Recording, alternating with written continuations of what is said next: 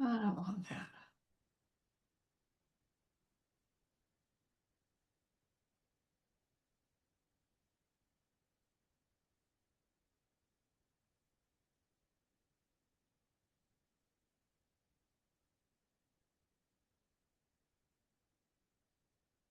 Oh. Hi, Marco. Hello, hello. How are you today?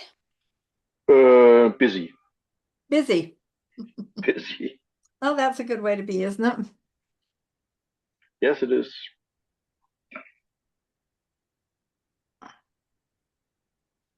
So, how was your day so My far? day, my Christmas day, Hmm. or my day today? Both. Both. My Christmas day was good. I went to Teresa's house on Christmas Eve, Hmm. and I went to my older daughter. I don't think you know her, Kathy. I went to their place on Christmas Day, and I also visited the other two kids, Steve and Susie. Hmm. Popped into their place and got to see my son and his wife that are mission leaders up north of Salt Lake here for a few minutes, and it was good to see them. We had our family party on the 20th. Had to have it at our ward because we can't get in anybody's house anymore. Why? Too many of us. Oh, okay. I just got to hold my number 50 great grandchild last week. Can you imagine? 50 of them. Not really. No, it's hard for me to imagine. So, how was your Christmas day? Um, Very smaller than yours. Just Mikey, my wife, and Anna, our daughter, Uh-huh. and me. So it is. Yeah, it's not so loud and not so crowdy, but it's our Still, Christmas, how we still celebrate it. good. Yeah. Still good. Yeah. Hello, Bjorn. Hello, Hello, Eric. everyone. Is the background that I can see real or is that AI? No, I'm in Cancun right now. Oh, tough life. Are you just having fun? Yeah, we came down last Friday and we are headed home on coming Friday. Oh, okay. Stephanie finished her training and passed her national board exams, so this is our celebration. Oh, good. Good for her. That's great. Hopefully her last college test ever. Yeah. How about you, Bjorn? How are you doing? I'm okay. Are you still in Denmark? I am still in Denmark, yes. Did you hear that President Trump has renewed his claim to The news here is absolutely full of it. ensure? They even talked to a previous Danish chief of staff and what the rules of engagement might be if they meet American soldiers that are taking there to take over Greenland. So yeah, the US is definitely very much seen as an intimidating, adversarial, untrustworthy bully. I think those are true words. They're not good words, but they're true. Mm. Yeah. Did you have a good Christmas? We did, yes, yes.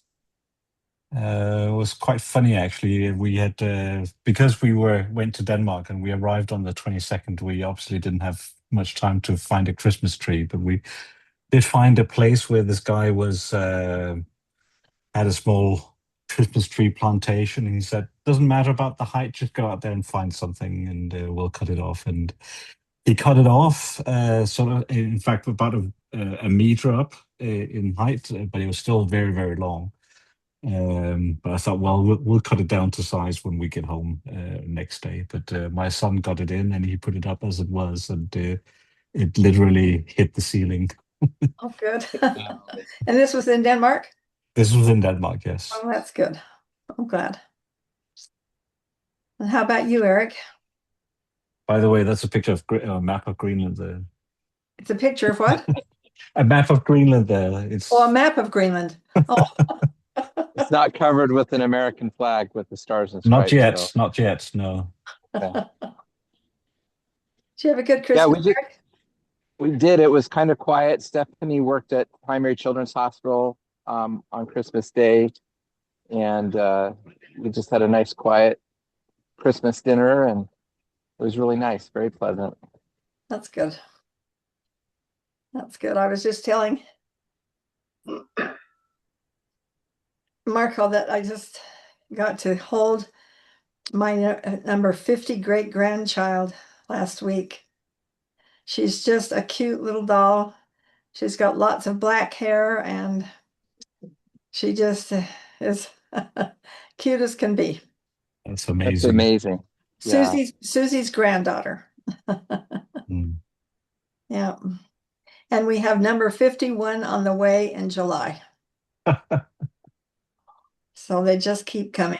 My my sister, who's 9 months, stepsister, who's 9 months older than me, her grandson is, and her grandson's wife is due, so she's on track for her first great grandbaby. Oh, Oh, great goodness. grandbaby. Yeah, well, they come fast when they start. Hello, Merlin. Hi. And I just got my second Oh, you just got your second. on Christmas Grandchild, not Day. great So, grandchild, right? oh yeah, no, just my first Where are first, you? That doesn't look like mesquite first behind you. grand, first grandson. Where are you, Pardon me? Merlin? Where are you? Can't hear you. I'm still in Mesquite, Nevada. Oh, that tree behind you doesn't look like mesquite. Oh, sure it does.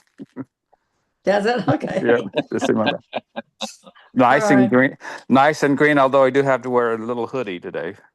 Oh, So okay. I think Rick Farmer's on the call too, although his picture's not up. He's about 4 miles from me here in Cancun. Oh, is he? Oh, have you seen them? It's way No, too we both decided. noisy. I'm eating lunch and you can hear the music, so I'm just muted. Oh, okay.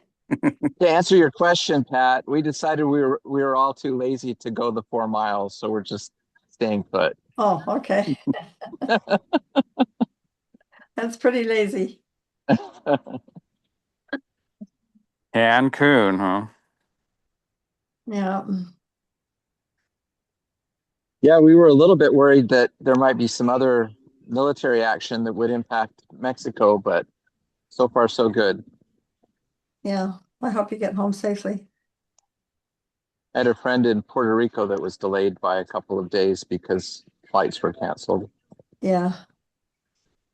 Yeah. Well, it's Mark or it's Bjorn that's worried about Greenland, not Mexico. Yeah. Well, I'm worried about Greenland too, Bjorn. I'm just Thank you. just Yeah. kidding, Bjorn. No, Sounds terrible. well, Well, if the U.S. is after islands, there's a big one just to the west of Europe that might be nice to have too. To the west of Europe. Oh, Britain. Yeah. Yeah, maybe that's next on his list. Who knows? so what you're saying is one way or the other, Bjorn's going to be an American citizen, is that? Like it or not, yeah. Uh, I would become part of the underground resistance movement. He's so- He's an Alta High School alum, so he's kind of American already. Well, Yours- yeah, there you yours I go. was in Alta High owned- School? I went there for 1 year. Yes. Oh, I didn't know that. Yeah. How did you do that? My parents thought it would be good to, yeah, become good at English. And as my dad said, English is the language of the church. Yeah. And just have an experience in another country. And So did you come as an exchange student? well, I mean, that was sort of the what would you call it? The idea of it, but it was actually my parents used to rent out a room to the missionaries in Denmark, and this was a missionary who had served in Denmark, his family that I stayed with. Oh, I see. Okay. Well, that was good. Yeah.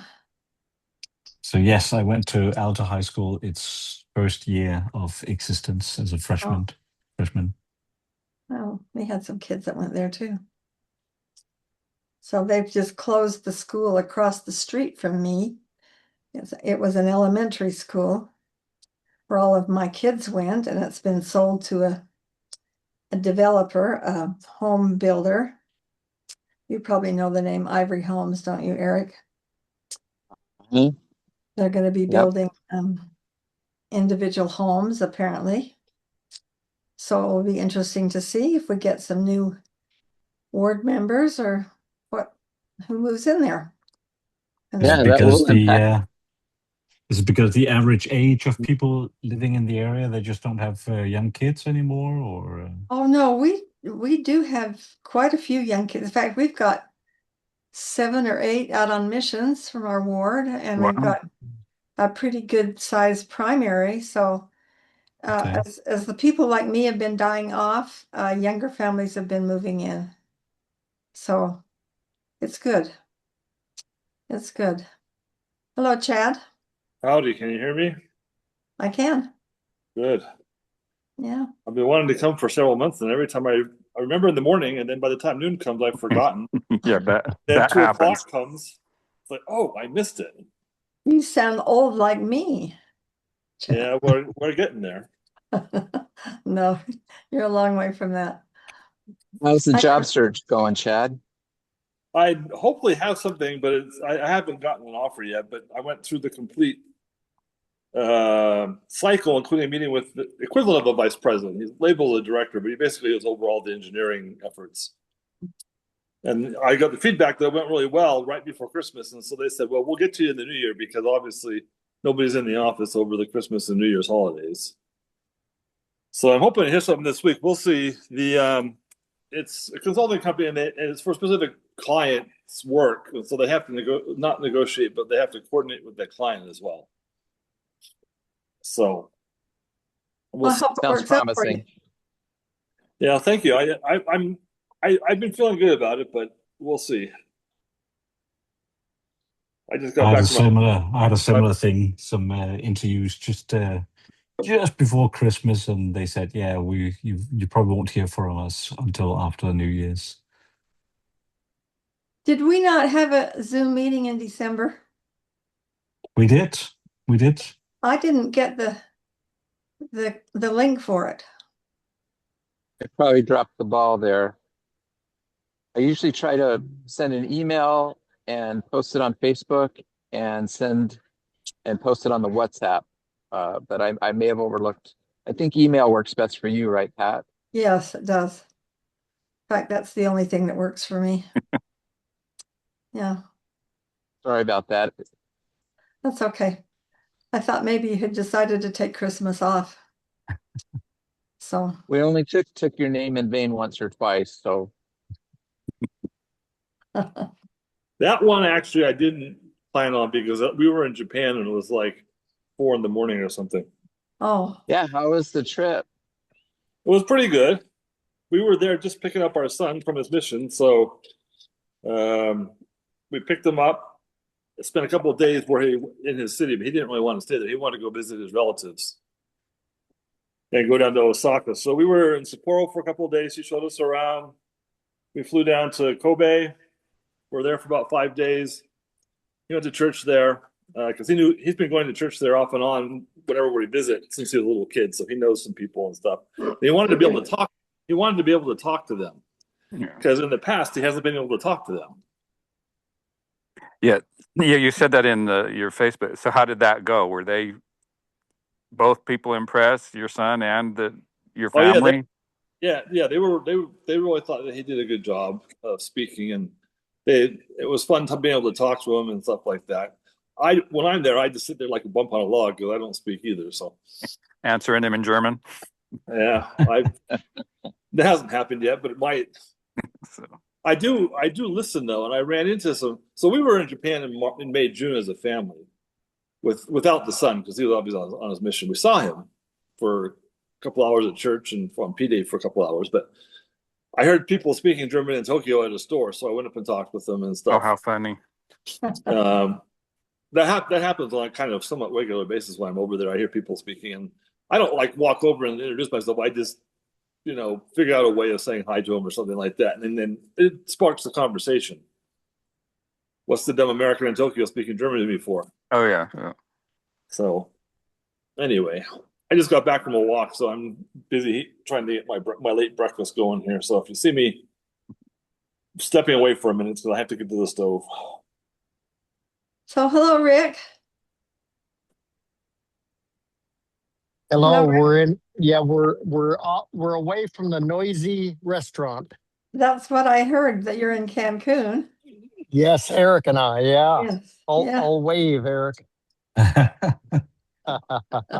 Well, But looks like I found looks like it's not a good place to be. I mean, it's cloudy.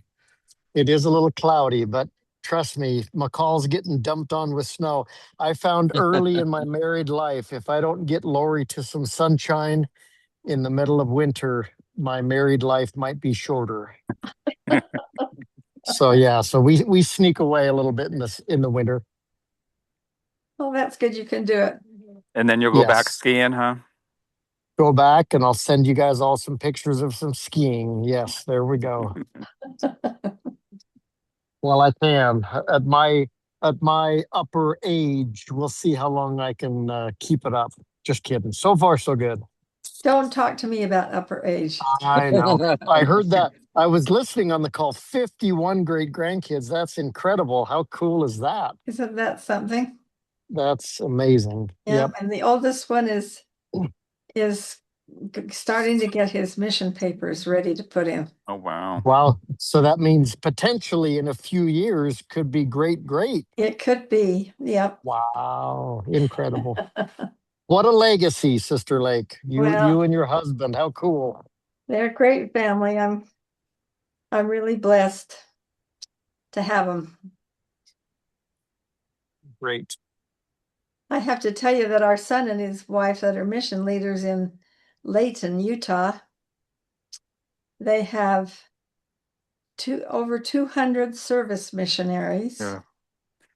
They have about 150 or so teaching missionaries and about 100 service mission couple service missionaries.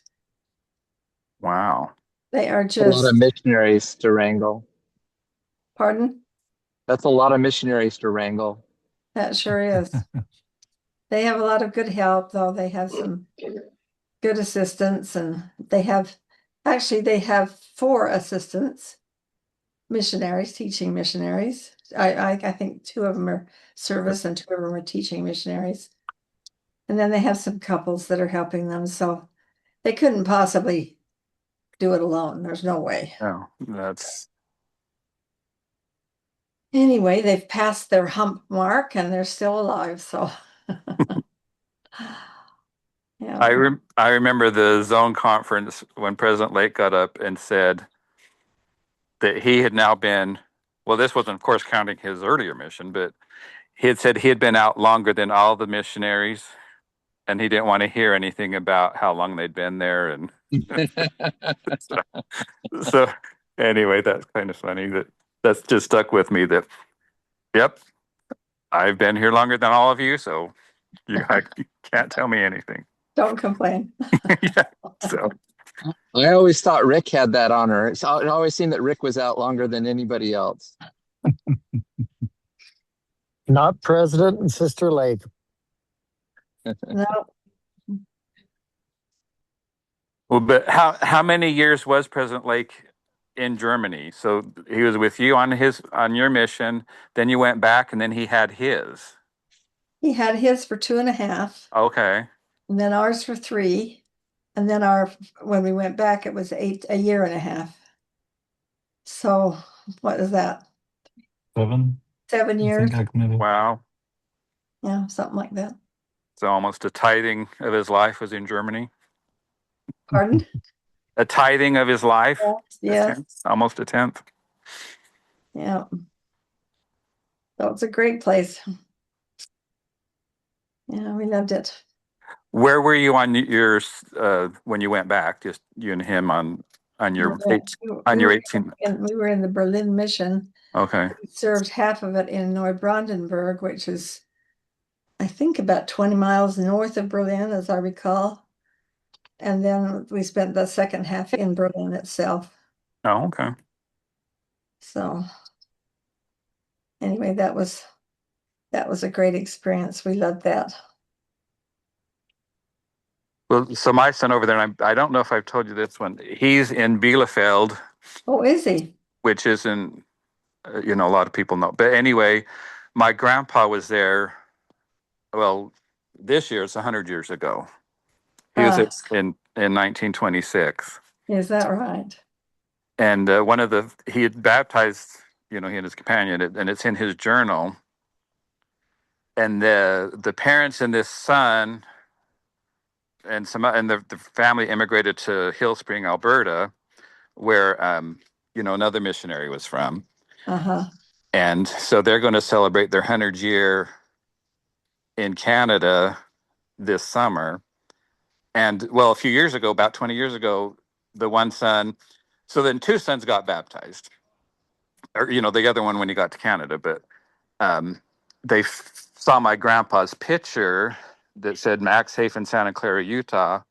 So they got a hold of a half brother that was still alive, and then he got a hold of us. And so anyway, and he was in the temple presidency in Canada, and just one of those.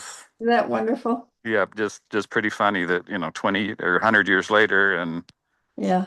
we have that connection. So when he got to Bielefeld, I emailed him, and anyway, the one son called in, then his cousin called me. They were just so excited that it's kind of made full circle of, Uh-huh. How cool. Did you say your grandfather, you said? Yes. So he may have overlapped with my grandfather. Okay. And what was his name? Mensen. Menzen? Yeah, Uh, Menssen. I'll have to look. Just one mission back then, I'm guessing, I think so. or maybe even Yeah. Europe. I don't know. No. It was, In fact, I've got I can share 1 second, because I've actually got his a letter from his mission president when he was released on the screen right now. So the Swiss-German mission. okay, yeah. And what's the name of the? The mission president or him? Yeah. So mission president, his name was Fred Thatcher. Tachi, I don't Okay. know how you would pronounce Yeah, it. I don't know And that. his name was Robert Wilhelm Anton Mensen. Huh. Well, that's 1930, so that's a little bit. Yeah, I don't think that's. But that. Yeah, the but I Thatcher mean name- that back then their missions were typically 3 years, weren't they? Yeah, Or, I think so. I just know he was there in 26, so I don't know. Anyway. Okay. Yeah. But that's a release. That's 27 to 30. So yeah. Yeah, it could. I'll have to. How funny. I'm going to the Daughters of the Utah Pioneers group that I belong to today and give a little presentation about Carl G. Mazer Oh, okay. and talking about him and his experience trying to get some information about the church, and what a time he had doing that. President Lake was related to him, right? His great grandson. He's his great grandfather. Okay. Yeah. So I'm trying to give them a little bit of Carl G. Mazer. They don't know much about him except that he started BYU. Yeah, there's this building there named after him. Yeah, there is. That's all anybody ever knows is. And there's a statue there too of him. So anyway, we'll see. I have to leave in just a few minutes to go. So I talked to Cynthia Smart the other day, and she's doing well. And do any of you remember Charla? And I can't remember her maiden name. Meyer, was it? Meyer, that's it. Uh-huh. It's Schvar right now. But she's a temple worker in the Taylorsville Temple. Wow. And I see her every Friday when I go there. So that's nice. And had a little note from Elder Persica. Yeah. Mikhail Persica. So he is in Bielefeld. So he had my son over for lunch. Oh, Well, did he? and on Christmas Eve. Oh, good. So That's good. I never knew him because he left a month or two before I got there. Uh-huh. But still, that tie-in was pretty fun. Yeah. So He was in the office for a while, the mission secretary for a while. oh, okay. And let's see, who else did I hear from? The Vander Tulens and Cindy and Trent Hayner. Any of these names sound familiar to any of you? And Yeah. Brian and Trent Susan Hayner was my greenie trainer. Brian and Susan Sims. And, Okay. let's see, who else? Can't remember right now, but anyway, it's good to hear and know that everybody's still perking and still alive. Unfortunately, we're getting to that age now where that's not always a given. Where when everybody's 25 or 30, you assume, even though accidents happen, that Yeah. you're going to be around. But we're getting to the age where people start falling into bad health, and not everybody is as sprightly as you are. And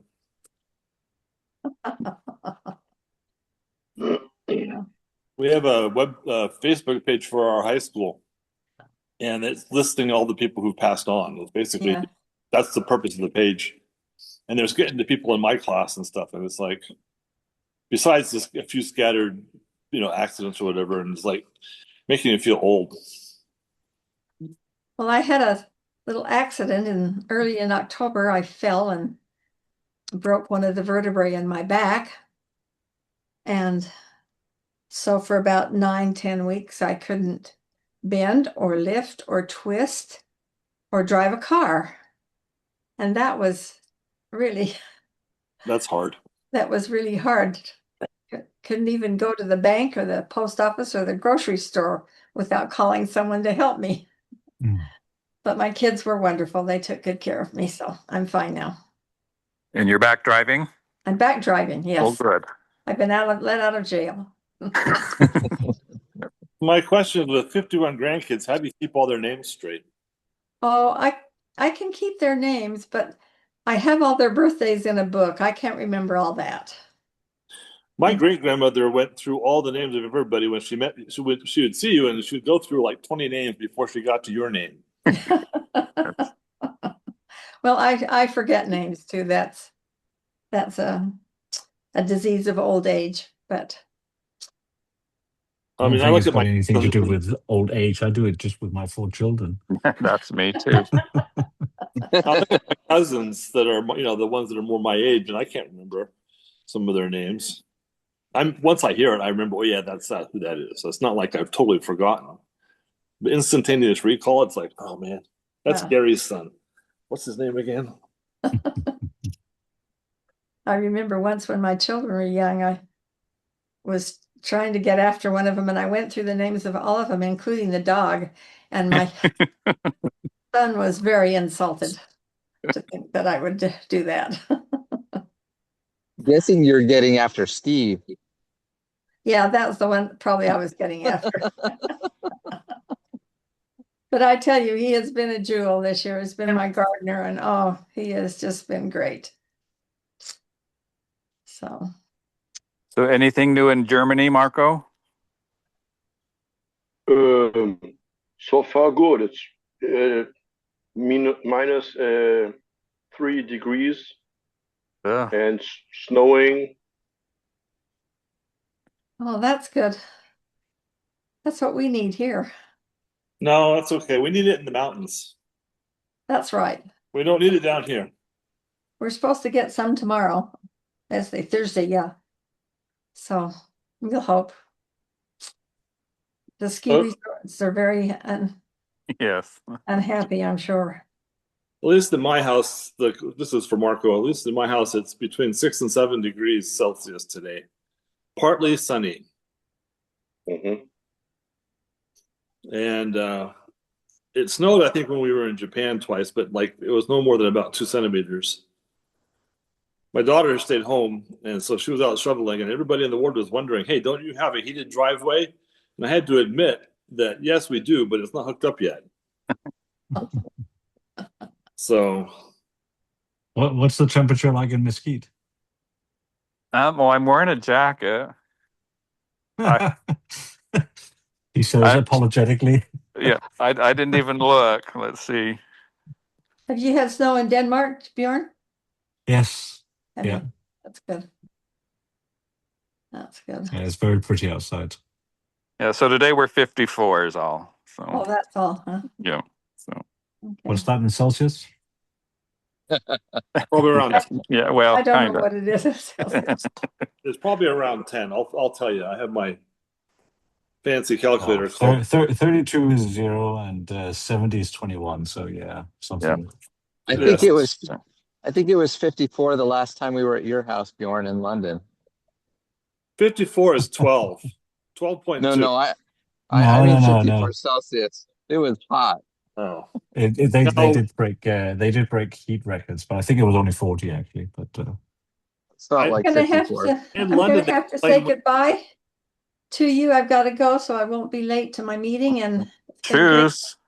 great to talk to you, and take care of you. Take care of yourselves, all of you. And Bjorn, just know that you and your country are in my prayers. thank you. Thank you. Okay. Happy New Year. Hope you get home safely from Cancun. Thank you. All righty. Don't Love keep showing us the picture of the trees, dude. Love to all of you. Love you too. Love you. See ya. Cheers. See ya. Bye-bye. See you next Bye. month. Bjorn, any chance the Danish military could abduct a head of state I over doubt it. here? I doubt it. So Bjorn, you're back in Denmark now? Not permanently, just for between Christmas and New Year's, and then we ended up staying a week longer. Okay, Are you at your house still? Yep. Well, so you're pretty close to Marco, just over the Yes. topic. Yep. I do pass by Lübeck on the way here when we drive up here. Oh, really? So Yeah. you drove from? Yeah. How long He did that drives take? an electric vehicle too. That's impressive. An electric vehicle. Unfortunately, it's an American electrical vehicle. the But no, with 2 dogs and 2 kids and and everything, it's just yeah. Well, it's probably good you have an Easier to just American. drive. So when the Anschluss happens, they'll let you keep the American electric car. Yeah. But how many hours does that take from? Well, I mean, we do stop along the way to do some shopping and stuff like that. So, and we are timing it.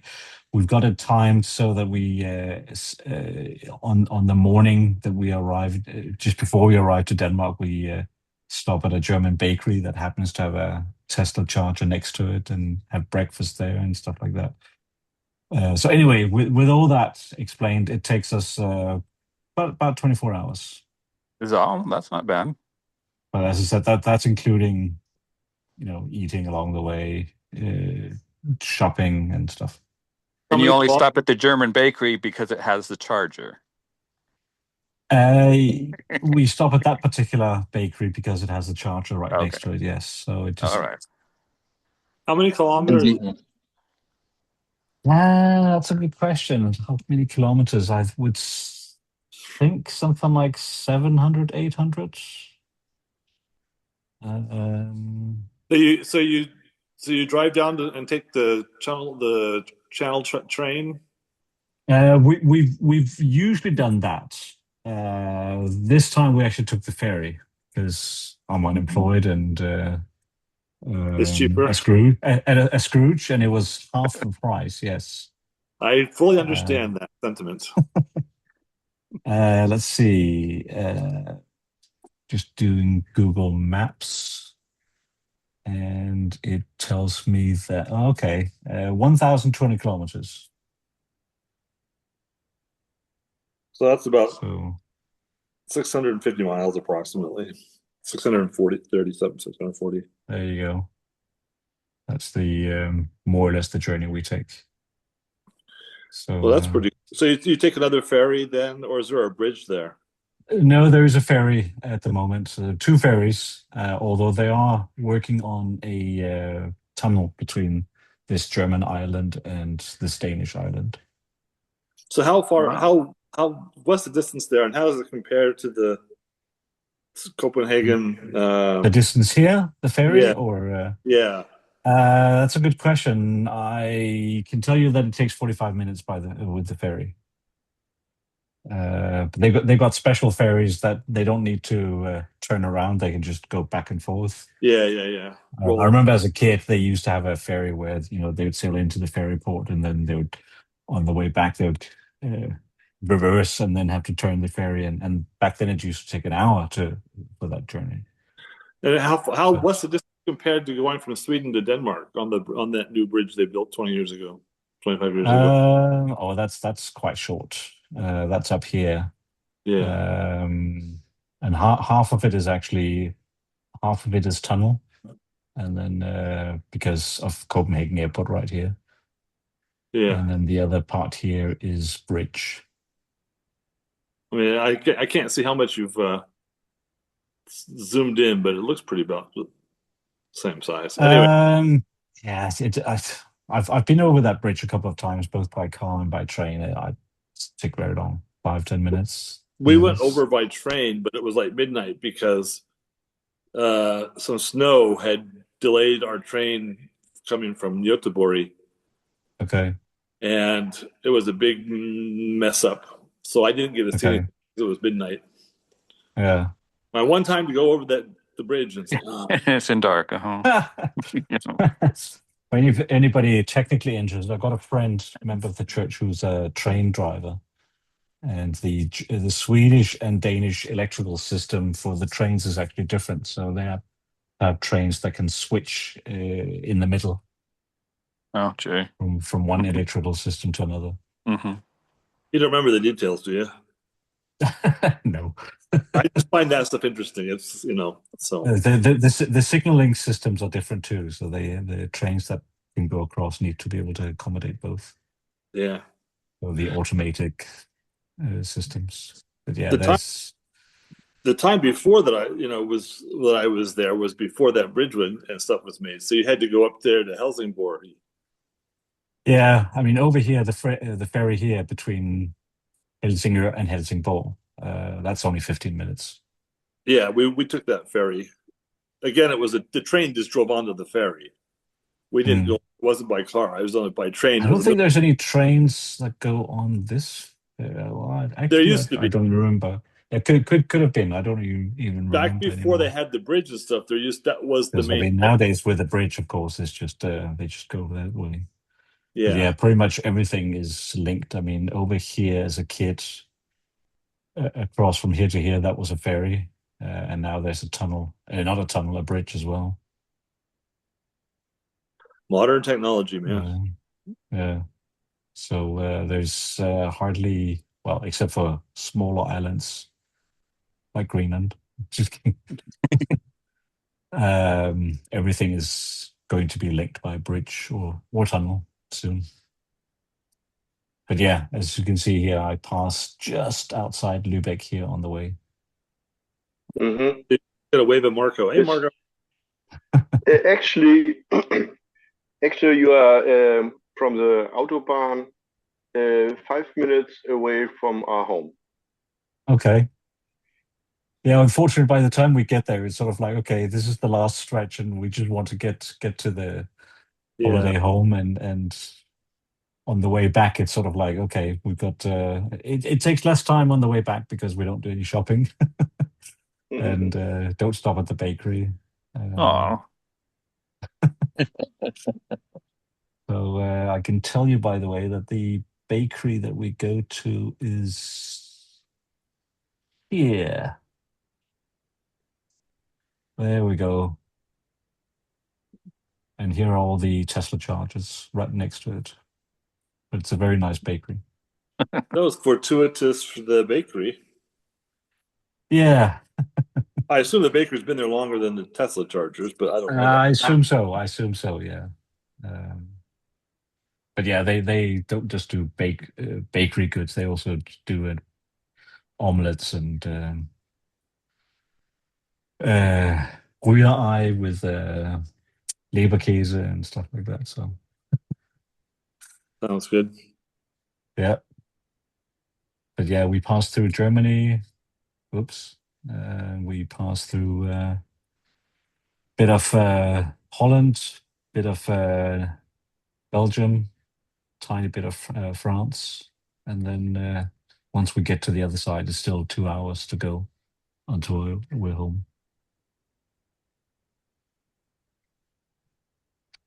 So So there. how far are you off the motorway? In other words, once you get off, is are you going to hit traffic or? On the English side, Yeah. yeah, yes, in short. I mean, there's There's always traffic. Yeah, there's this motorway here around London called the M25. It goes all the way around, and we do hit that part of the motorway, and people call it the UK's largest car park. I Obviously, assume it depends on. Oh wait, I'm not sharing my screen, am I? Sorry. Obviously, it depends on the time of day whether it truly is. But here you can see there's this M25 here. This goes around. motorway all the way around. Yeah. I assume your car's a right-hand drive car. It is, yes. Yeah. That's got to be interesting to drive once you hit France. It's not too, I mean, obviously highways doesn't really make a difference. Yeah. I drove for the first time in Japan back in May, June timeframe, just one day. Yeah. And I only screwed up once. And there was nobody coming, but my son yelled at me, "You're in the wrong lane." When I made a left turn, and I just went. I certainly remember when we first moved to the UK.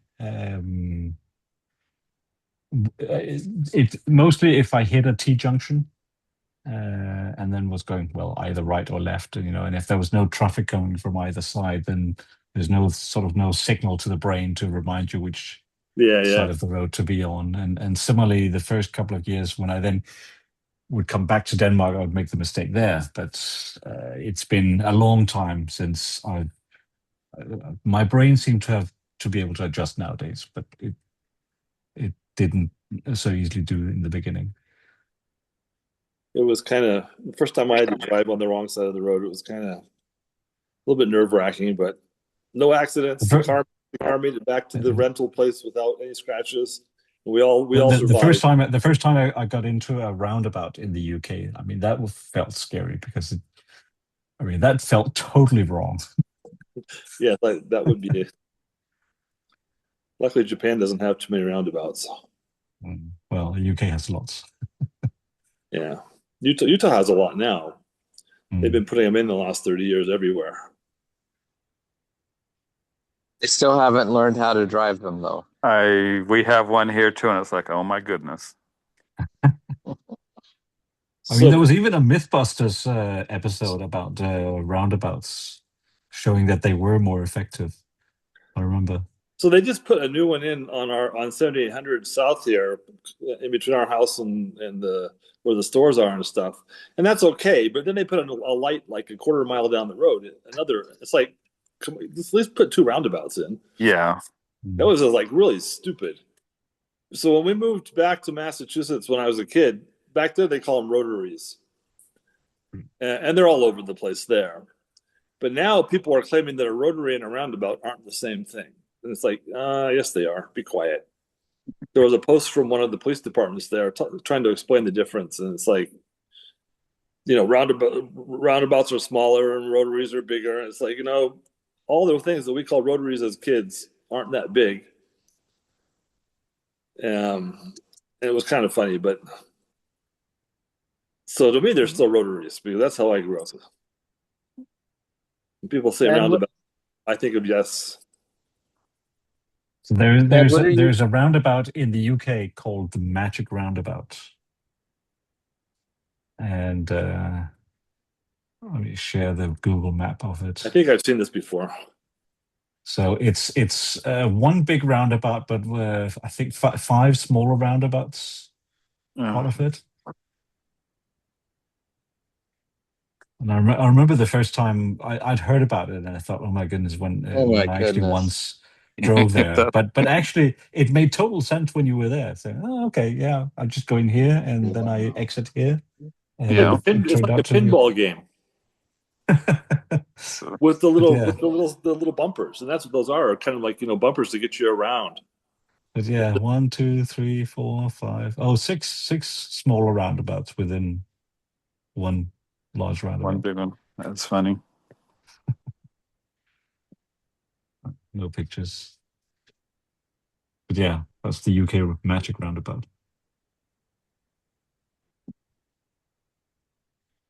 All right, guys. My wife's getting ready to go to the temple. We'll see ya.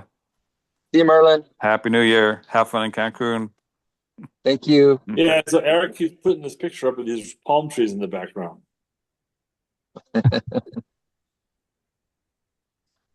Chad, what are you doing with your music now? I'm not doing anything right now. I mean, the last couple of years. I just been busy with other stuff. So we've been living in this house almost a year now.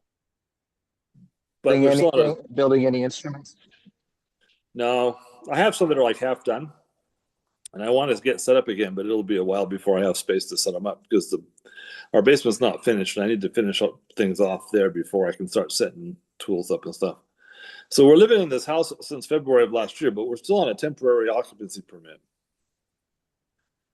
And so we've had to try to get things done there to finish it off. And it's all stupid stuff. We're all code compliant. It's just they want to see window aprons in. By the way, window aprons are the inside windowsill, not the outside of the house. I didn't know that. You can do like I started building. You can do what the Mormon fundamentalists. You can do what the Mormon fundamentalists do, and that is never finish it, so you don't ever have to pay taxes on it.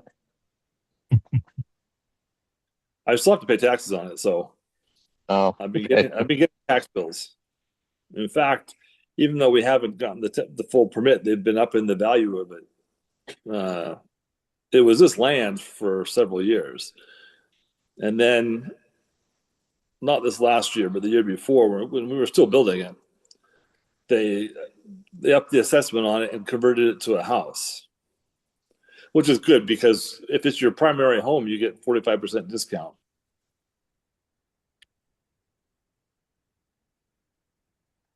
So anyway, I wish I could do that, Rick. And you can get away with that, just have it on a temporary permit and then not pay taxes on it? That works? That doesn't work where I'm at because, like I said, I've been getting tax bills since before we even moved in. Oh, okay. But maybe it does down in the Four Corners area, Tuba City or whatever. That's in Arizona side, but whatever they call that area. Yeah, I've seen that at Short Creek. Yeah, I know it doesn't work down in on the Riverton or Montana. it won't work down in Harriman because that's Utah, that's Salt Lake County. So they're on top of things. They send me tax bills. I'm sure they send the dudes down their tax bills, no matter how many kitchens they have. So I we own a townhouse that has one parking spot, and then we purchased a separate parking spot in the facility, and so we're billed on that separately. So I got a delinquency notice for $15 annual tax assessment on that parking spot. that's funny. That's funny. So I heard a funny story on the radio. There was a guy, and he had lived here in Utah, and he was a polygamist, but he wasn't a fundamental LDS polygamist. It was more of an economic thing for him. And he had lived here in Utah, and this is before he became a polygamist, but he was living down in Harriman or something. He was getting a building permit, and they wanted to know how many kitchens he wanted. And he didn't understand the question. And finally, after some prompting, he understood the question. He only just wanted one. But I guess that wherever it is down in Harriman or whatever, where traditionally they've been living, Bluffdale, yeah. Bluffdale, there, that was the cue. How many kitchens are you putting in your house? Yeah. So anyway, I thought it was kind of funny. I think it's hard enough to keep track of one wife, one kitchen. I don't want to have more than one. Yeah, I'm with you there. What's your son's plans now that he's home from his mission? He wants to go to school in the summer. He's looking for a job. He's applied at the MTC, though. I don't know what's going to happen there. His other job he had before he went at UPS, they're not hiring right now because they're past the Christmas thing, and they won't hire replacements, for their normal attrition until the spring. So it's get a job, and he's helping around the house now. Help us get things done. We need to put a shower door in, and we've caulked. There's a tile, and there's a little metal trim on the end of the tile where goes to the side. The wall's here, and the tile goes this way, right? And the little metal trim, and there was a little tiny gap because the wall wasn't exactly. When you put the tile on and stuff, there was a miniature gap. So we've caulked that. We got to paint that. There's all kinds of little things like that. Technically, our temporary permits expired. It expired back in August. But I haven't heard a peep from the city, and I haven't heard a peep from our developer.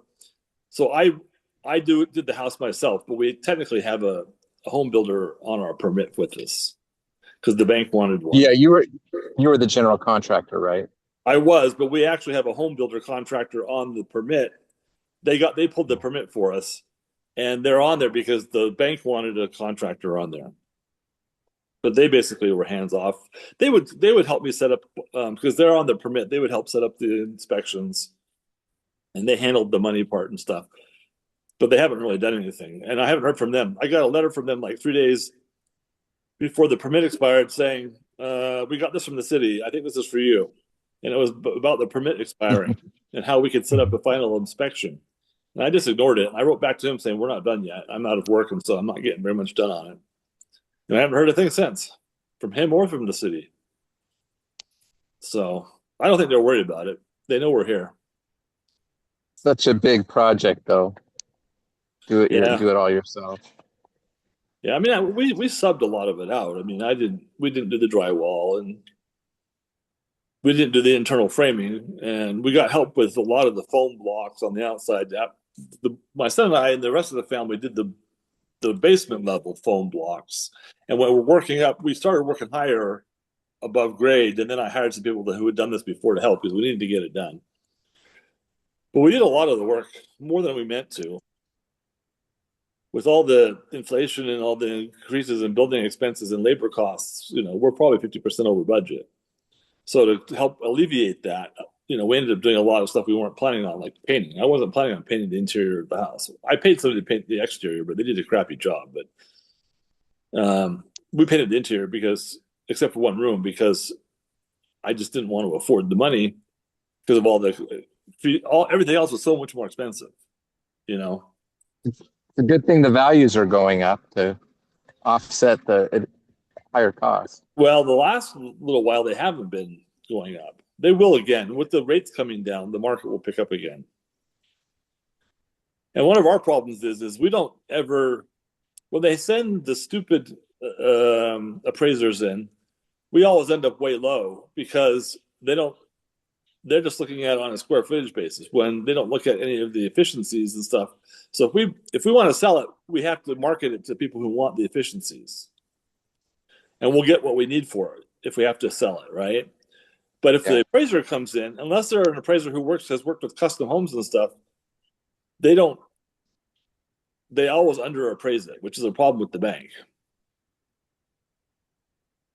So I've been through like 5 appraisals so far. Well, 3, I guess.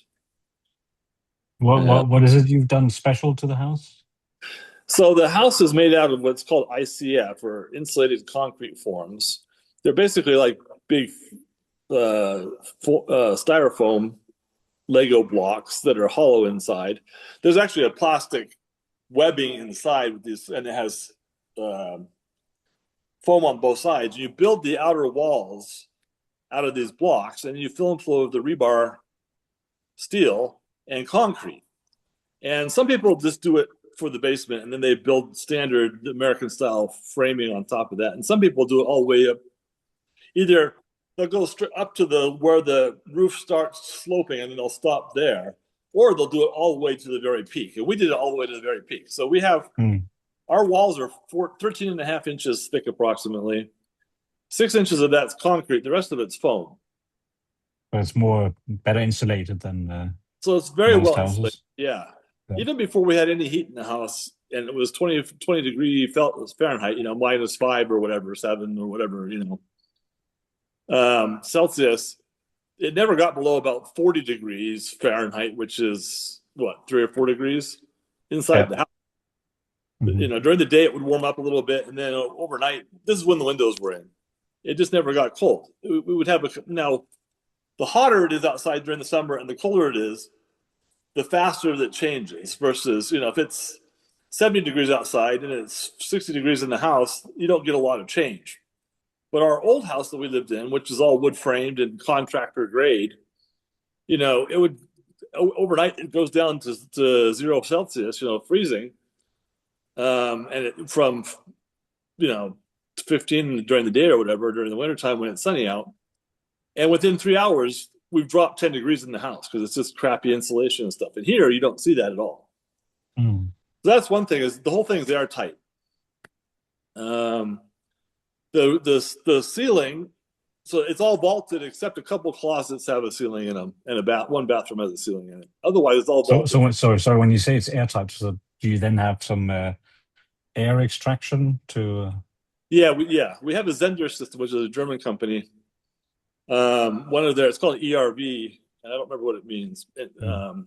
But it basically, there's no, for heating, it's all radiant heating in the floor using hot water. Yeah. And that's also the cooling. It runs cold water through it in the summertime. And that basically sucks the heat out of the room, right?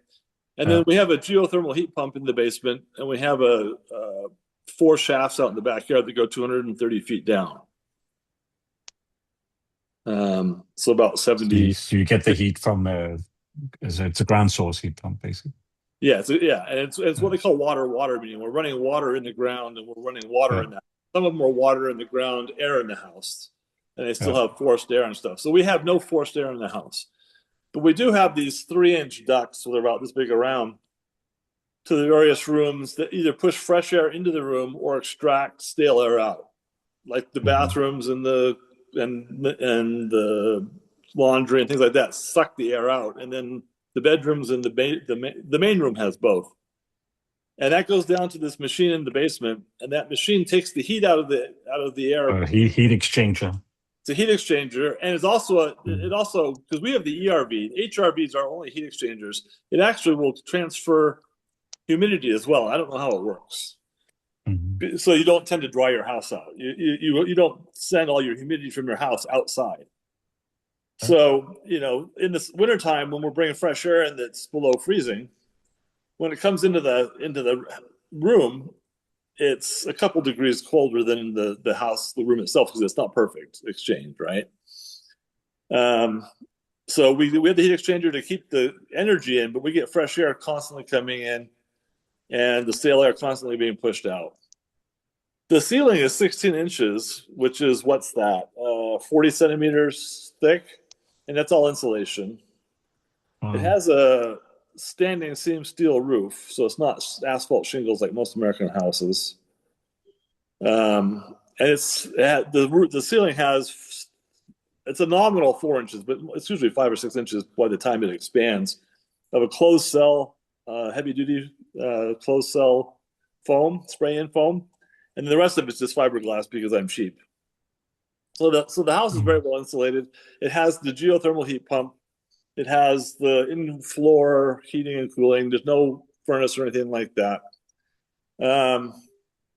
We have gypcrete on the floor. Gypcrete's a lightweight concrete using gypsum powder instead of gravel. That's for the piping for the radiate the heat with and stuff, but it also cuts down on the sound. You don't hear hardly anything outside when you're in the house.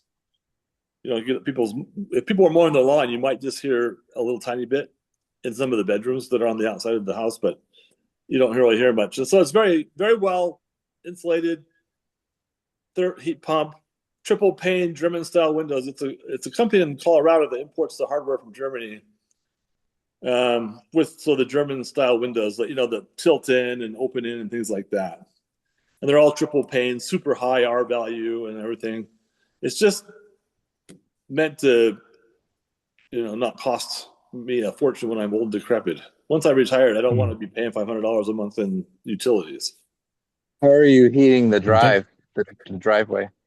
So the driveway, we were going to use the heat pump, but the guy told me I would have to have twice as big of a heat pump. And instead of drilling 4 shafts, we'd have to drill 8, because you're basically heating the outside, right? And I said, yeah, we don't really want to do that because it's already expensive enough to drill a shaft. And the bigger heat pump wouldn't have been a problem, but drilling the shafts would have been another $25,000. So we put a gas boiler in. But it's on demand. It's not keeping water hot all the time. It just comes on heated. But the good thing is it's also hooked into the house's system. So if the heat pump is, for example, out of commission, it needs to be repaired or maintenance or whatever, the gas boiler will heat up the water to warm the house. And in fact, you have a backup redundancy. Yeah, it's a redundancy. And in fact, that's how we heated the house when we first moved in, because we didn't have the heat pump all hooked up until March of this last year. And we moved in the middle of February, and the whole year before that, we've been running off the boiler to heat the house when the drywall guys were in, and when we were working inside the house, painting and installing stuff. We were running off the gas. So right now I've turned it off. There's not even any electricity to the boiler because I don't need it. Cost me. In Denmark, they're mainly using air to water heat pumps. Yeah, there's a lot of people do that here too. The problem with either air or air water, when you're using the air as an exchange mechanism, it's not very efficient. Now it's still more efficient than burning gas or oil or something like that. Yeah. But if it's already below freezing outside, it's hard to get heat out of it. You can, but you don't get very much heat out. Around here, less. Yeah.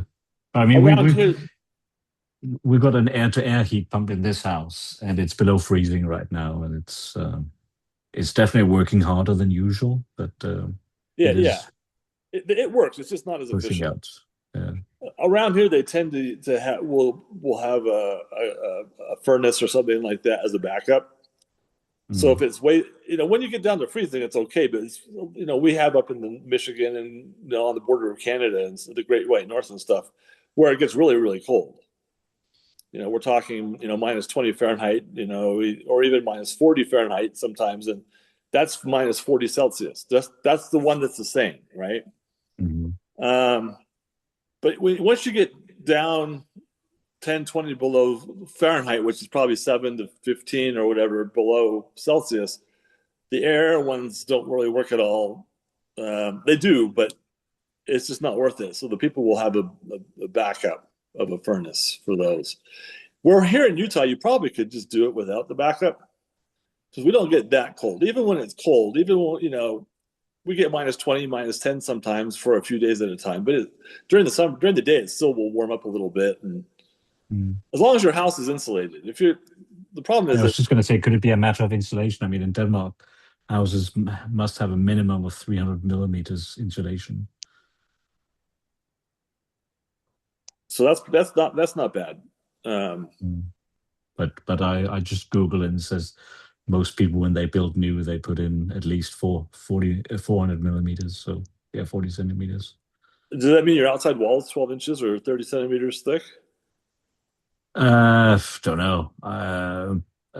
But I mean, here people tend to build with bricks. So Yeah. Well, So, yeah. So, but yeah. if your outside wall has 30 centimeters of insulation and you have your normal brick, I assume this is similar to Yeah. like what they're doing in Germany, like the houses we all had in our missions, right? Yeah. That's going to be like a half a meter thick wall. I don't think you have that. So I don't know. I don't know what they have. I know in the ceiling, like I have 16 Yeah. inches, is 40 centimeters in my ceiling. Yeah. I have 2 5/8 inches, which is what 6 and something centimeters on the inside of the wall, and then I have 4 5/8 on the outside of the wall, on the external house, on the vertical walls.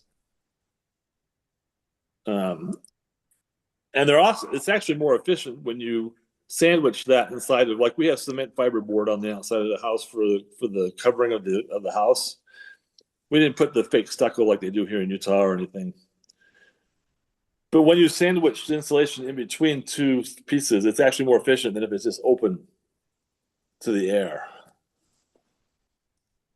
I learned all kinds of stuff doing this. But anyway, those things, like the heat pump and stuff, and drilling, it cost me $25,000 to drill 4 things. Now that included putting the pipes in and coming into the house and and having the hook fittings inside the house. It wasn't just the drilling, but it was the horizontal trenching, the drilling, putting the pipes in, they have to put this stuff, it's driller's mud or something. It's like a sandy substance that never hardens. And it's used as an exchange. It's to keep the pipes from breaking from the ground, right? Because if the ground shifts a little bit, if you have a pipe in a solid dirt, it could break the pipe.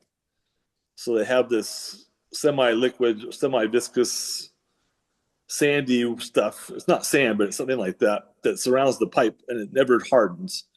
But also as an exchange mechanism. If you have dry ground and the pipe in the dry ground, you're not going to have as good of energy transfer as if you have liquid around the pipe, and that provides that too. Just Google. It does actually say that modern Danish homes, the outside walls are typically 30 to 60 centimeters thick. So yeah, half a meter. Yeah. So most of that has increased over the years as the requirements for insulation have gone up.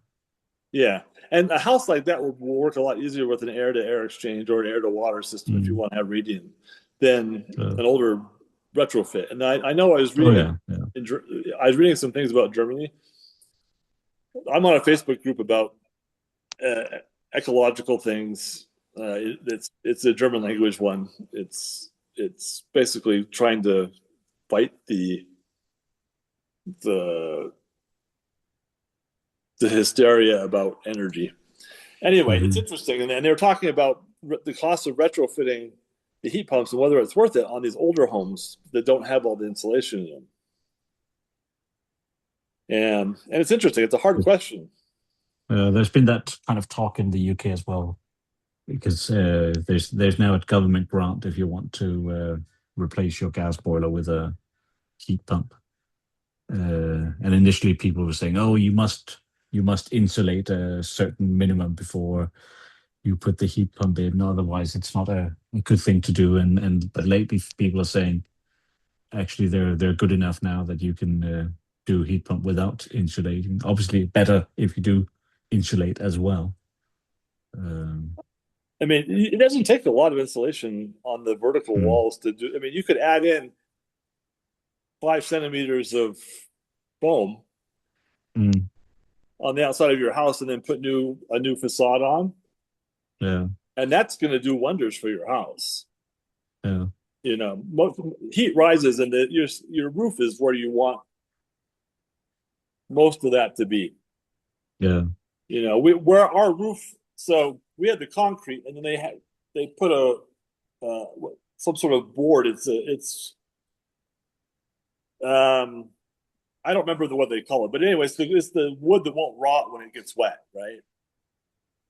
It's treated wood that they put these big bolts into the concrete before it hardened, and they put these boards down on top through those bolts and tighten them down, so then they can attach the roof, which is a wooden roof, to that and have it attached to the house in a strong fashion. Well, we had our foam cans of foam insulation, the spray foam, construction spray foam insulation stuff. And we went up there. My son and my nephew were up there because it was, our main room here. I don't know if you can see, but see the peak there of that room, where that beam Mhm. is? That's 24 feet up there.